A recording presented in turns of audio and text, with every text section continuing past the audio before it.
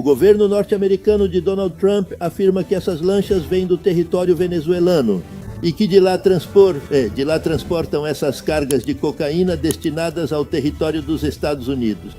Geralmente por meio da mediação dos grandes cartéis mexicanos, 6 dos quais já foram identificados como organizações narcoterroristas pelo Departamento de Estado dos Estados Unidos. Nesse sentido, pode-se dizer que existe toda uma vasta cadeia do comércio mundial de drogas, com destaque para a cocaína, que tem seu início e sua base de operações principalmente na Colômbia, que é o principal produtor e exportador mundial de cocaína no mundo atual. E, ao mesmo tempo, de lá passam, através da ajuda logística dos cartéis venezuelanos, especialmente o reconhecido cartel dos que tem como principal líder identificado o atual presidente da Venezuela, Nicolás Maduro. De lá, eles se dirigem essencialmente através do Caribe em direção aos cartéis mexicanos, e a partir dos cartéis mexicanos é que a droga é transportada para os Estados Unidos. Hoje, além disso, houve outra decisão extraordinária tomada pelo governo dos Estados Unidos, com Donald Trump à frente, que se refere a essa ofensiva militar que está sendo desenvolvida contra o narcotráfico latino-americano. E é o fato de que decidiu romper relações com o governo do presidente Petro da Colômbia, no sentido de afirmar que o presidente Petro da Colômbia não está colaborando com o esforço dos Estados Unidos para combater o narcotráfico. E, essencialmente, isso se refere ao fato de que os objetivos estabelecidos pelo próprio governo colombiano, no sentido de limitar e restringir a produção de coca e, portanto, de cocaína em território colombiano, não só não foram cumpridos, como também aumentaram.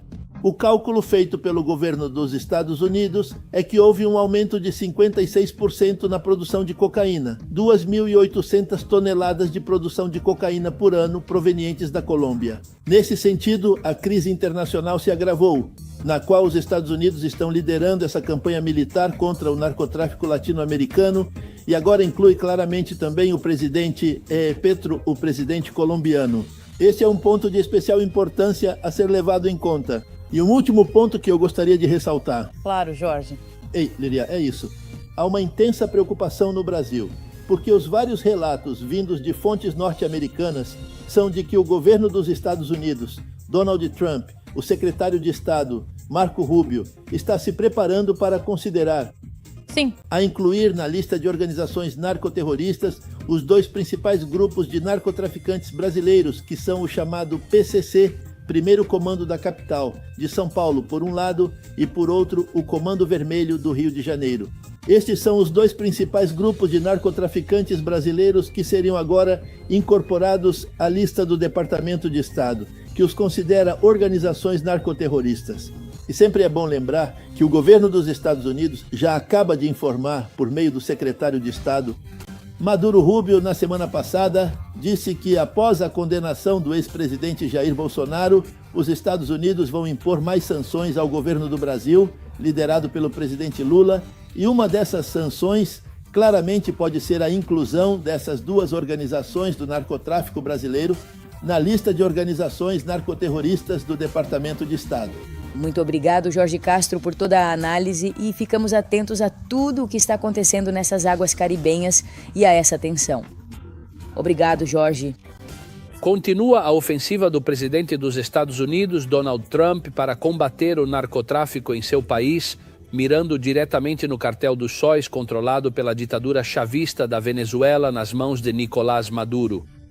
E hoje Trump, Ornella, revelou que houve uma 3ª embarcação que os Estados Unidos derrubaram. Exatamente, ele confirmou isso em suas redes sociais. Se vocês concordarem, vamos compartilhar mais detalhes na próxima matéria.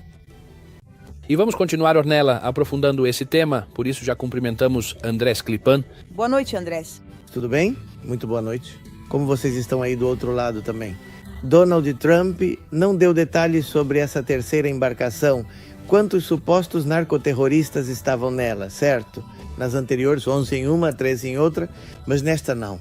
Até agora, as informações do Pentágono sempre falavam de 2 embarcações, por isso a declaração de Donald Trump foi uma surpresa.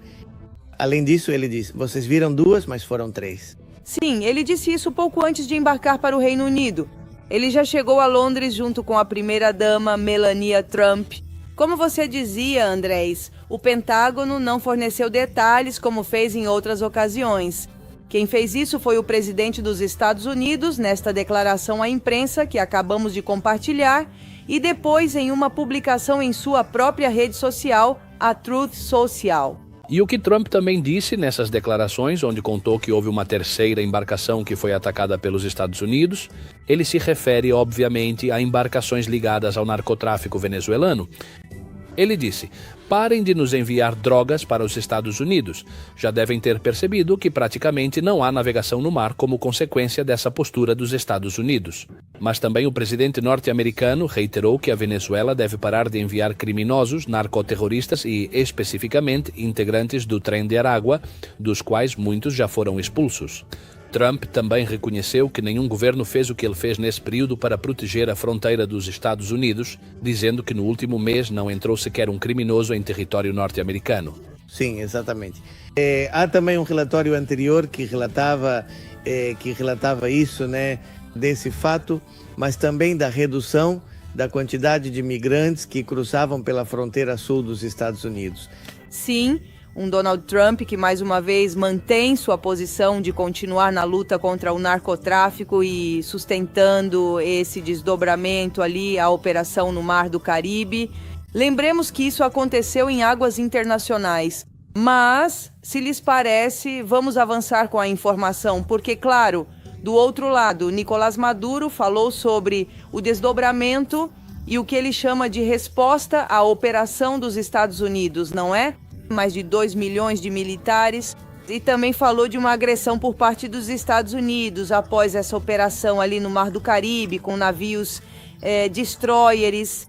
O que Nicolás Maduro diz é que a Venezuela está sofrendo uma agressão dos Estados Unidos e fala sobre uma agressão de caráter militar contra seu país e que por esse motivo mobilizou esses 2 milhões, mais de 2 milhões de pessoas em defesa.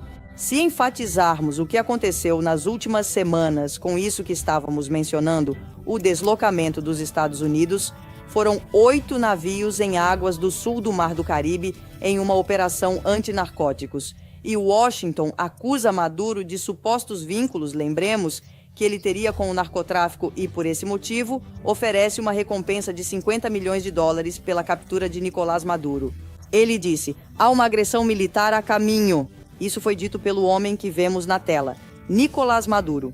E a Venezuela está autorizada pelas leis internacionais a enfrentar isso. Ele afirmou isso após o deslocamento e por isso garantiu que foi realizado esse operativo com mais de 2 milhões de militares. Apesar desse revés para a administração de Petro, o governo Trump, afirmou que a assistência dos Estados Unidos à Bolívia, Mianmar, Colômbia e Venezuela é vital para os interesses nacionais dos Estados Unidos, razão pela qual a ajuda a países como a Colômbia vai continuar. No entanto, foi muito, mas muito duro contra o governo de Gustavo Petro e contra sua liderança.